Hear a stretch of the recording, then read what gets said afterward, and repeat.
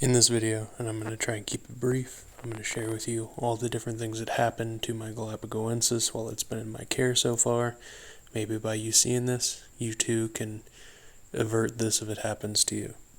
But before we get into all that, I need you guys to hit the like and subscribe buttons and then tap that bell icon for notifications on my channel when I upload.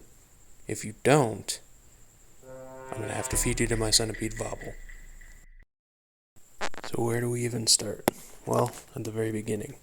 So, as you can see in this video, right, seems like it's a normal, centipede eating a cockroach thing, but there's something weird about it, right?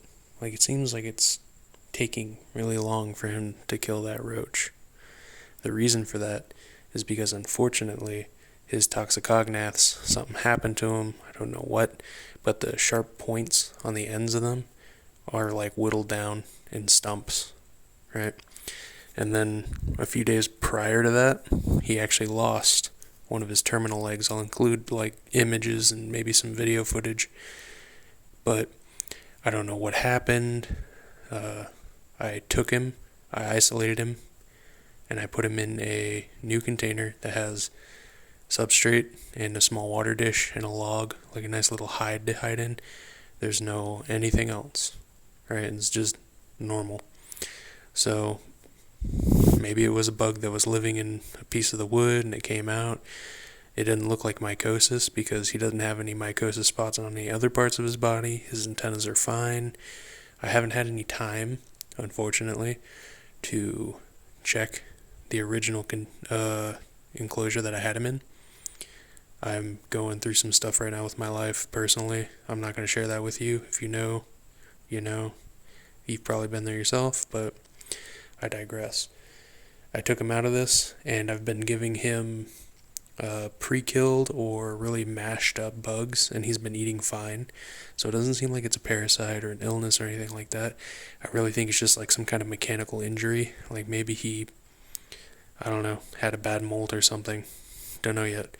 But I talked to a few other people that have them, and right now I'm just keeping him nice and dry. Just make sure it's not mycosis, and I'm keeping a really watchful eye over him. So keep him in your thoughts and prayers. That way he can hopefully pull out of this and we have a nice, beautiful animal at the end of the day.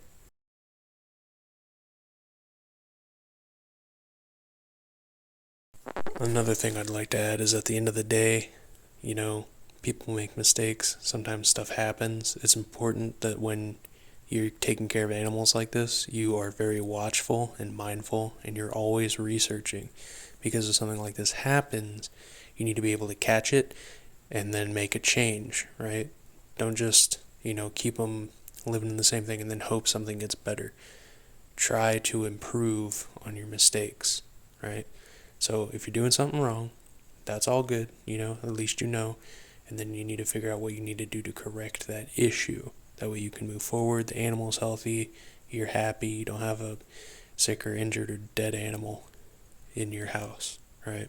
Because that's the whole point of these things, is to have them flourish and thrive and do well, so that way you can enjoy them for a very long time.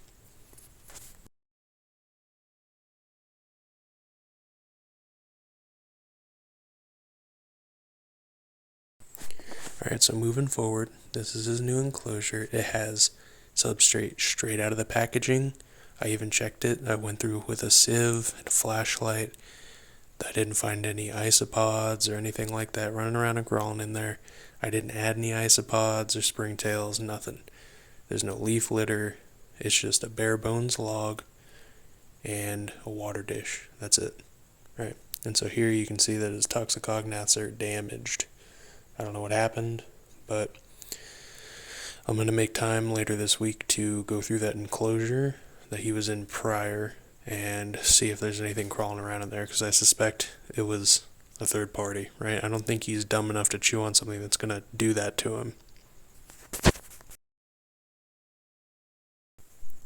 Looking at the rest of the anatomy, there's no black spots, there's no legs missing. He doesn't have any missing leg segments except for that terminal leg back there. No pock marks, nothing, right? He looks fine, maybe a little overfed, right? But I just want to make sure that he's getting enough nutrients so he'll be able to molt and then replenish what he's lost.